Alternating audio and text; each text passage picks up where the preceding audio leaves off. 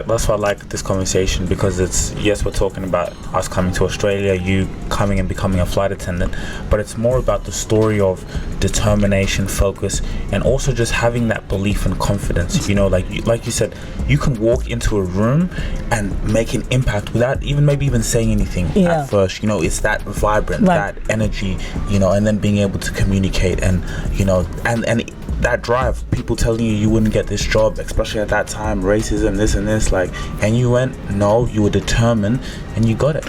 And that is why I say distractions, and the devil is a liar. So when I was in the process, when I was in the process of applying for this job, I received bad news. My father had collapsed and died. Oh my goodness. 2000. So that was, oh wow, and that was leading up to the interview. So I'm leading, so I'm going to, so just before that process now, before that interview, I received news that my father has passed on, dead. You know how shocking that was? He just collapsed and died. I'll never forget, in the morning, 7 o'clock, those days we used to have those house phones, calls, your father is, I had to go, then I had to go to Kenya. But you see, the best thing about Australia, in the difference between other countries in Australia is, if you apply for asylum, like for example London, you apply for asylum, they're not going to let you leave the country because you've applied for asylum. But Alois here, Australia is fantastic. They say Alois is the applicant, so you Rose can travel. Alois can't travel, but you Rose can travel because you're Kenyan, you know. So that is how I traveled. Now I had to go now to Kenya, but I went with Emmanuel, and then I had to leave your dad with you two. How long did you leave him with? We went to Kenya. I think we were in Kenya for maybe 3 weeks. Wow. Because I think 3 weeks. Yeah, 3 weeks. How was receiving that call? Oh, devastating. Even I went through a lot of distractions. After that, Auntie Annabelle's late husband died. Pilot crash. Again, I had to leave, but this was Annabelle's late husband's family paid for us a ticket with Emmanuel, British Airways, to go for the funeral in London. How come you kept going with Emmanuel? Because he was the baby. I was not going to leave him behind. I was not going to leave him behind.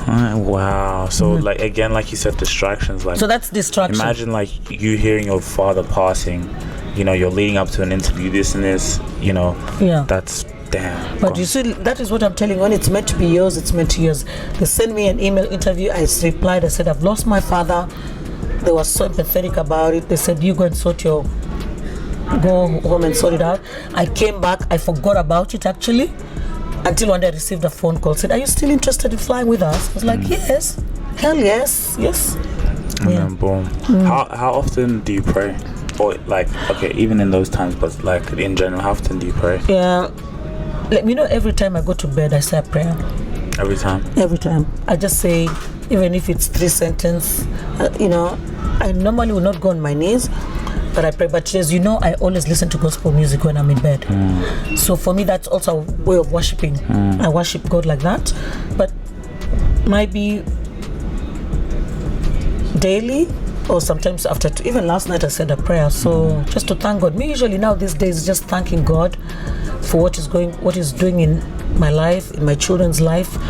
I am at a place I'm just thanking God now. I don't need to ask him for anything anymore. But back then, were you very very prayerful, even fasting. I think even fasting. If I think back to when I was younger, you were very prayerful. The only reason I brought that up was because it's just like throughout this whole story, constantly, it's just how God was. Like you look back and say how God was protecting and just God was working within our lives and looking after us. Visa getting denied, you're wondering why is the visa gets denied here, this and this. You meet this person coincidentally, but it's not by coincidence. It's like it's God. So it's just like wow, like the story is really inspiring. Good for me.